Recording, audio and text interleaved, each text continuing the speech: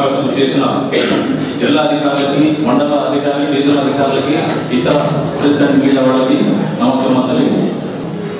మన విజయవాడ మన head క్వార్టర్స్కి CEO ఆర్ఎండిసి చాలా కీలకమైన పదవి బాధ్యతలు చేపట్టబోతున్నారు.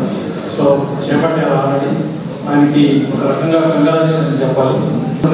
స్టాఫ్ సమస్యలు, ఆర్థిక సమస్యలు, రకరకాల చోట్ల అన్నీ కూడా జియోగ్రఫికల్ ఇష్యూస్ అది ఉన్నప్పటికీ కూడా వాటన్నింటినీ కూడా సమన్వయపరుచుకుంటూ మన జిల్లాని అన్ని రంగాల్లో కూడా ముఖ్యంగా రెవెన్యూ, రీసర్వే, సివిల్ సప్లైస్ గురించి కాబట్టి అన్నింటిలో కూడా చాలా ముందుకు తీసుకెళ్లారు. తిరుగులేని అనుభవాన్ని అనుబంధాలు అది పరుచుకున్నారు.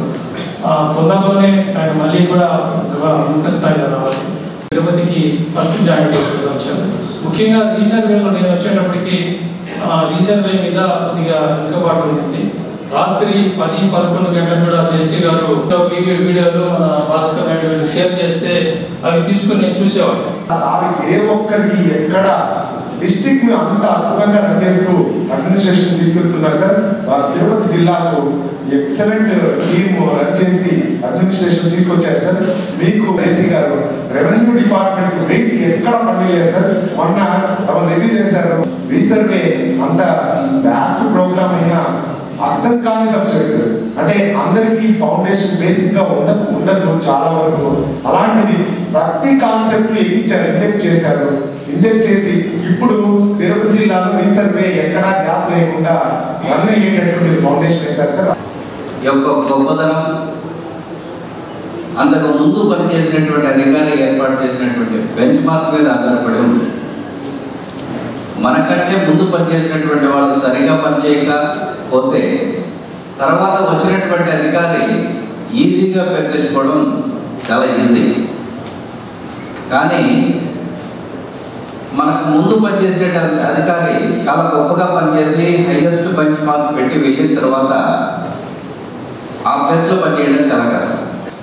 బాలాజీ ఇక్కడ పనిచేసింది 20 months అయినప్పటికీ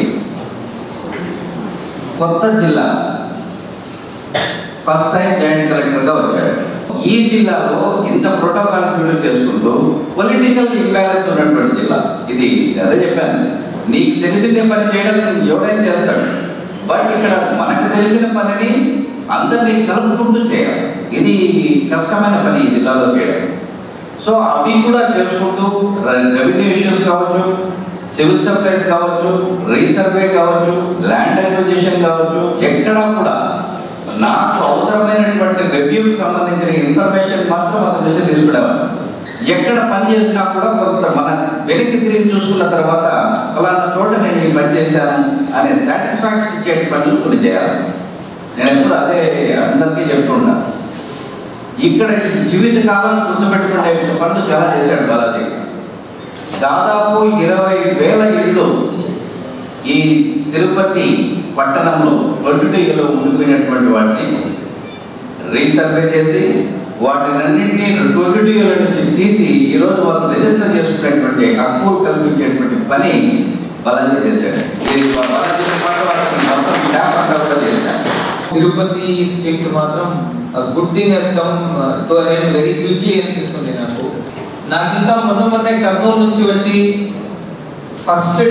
ఫస్ట్ సమస్య సివిల్ సప్లైస్ సమస్య ఒక పెద్ద ఆయన వచ్చి ఆటో పట్టుకున్నారు అంటే ఫస్ట్ సమస్య ఇదే తీర్చాలి వితిన్ 1 hour ఫైల్ క్లియర్ చేస్తుంది. నాకు గుర్తుంది, చాలా బాగుంది. ఇక్కడే బయట మాట్లాడేది, బట్ ఆ టైం అనేది అంత తొందరగా వేగంగా వెళ్ళిపోయింది.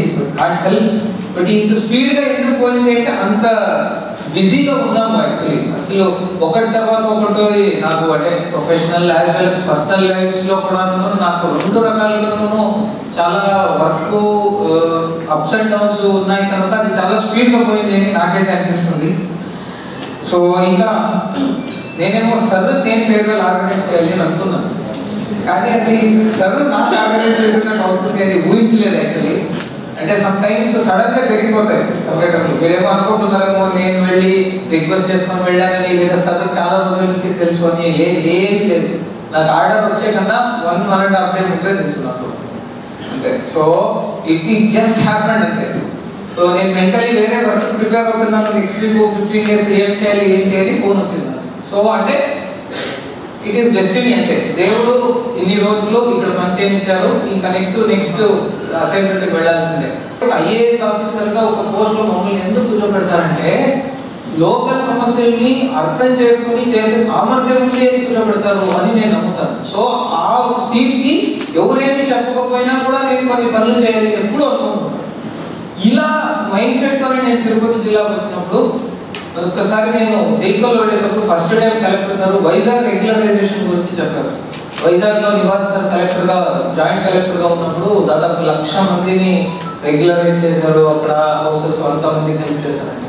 ఆ రోజు నాకు అర్థమైంది వేరే డిపార్ట్మెంట్లో మేము చేసే మంచి పనులు.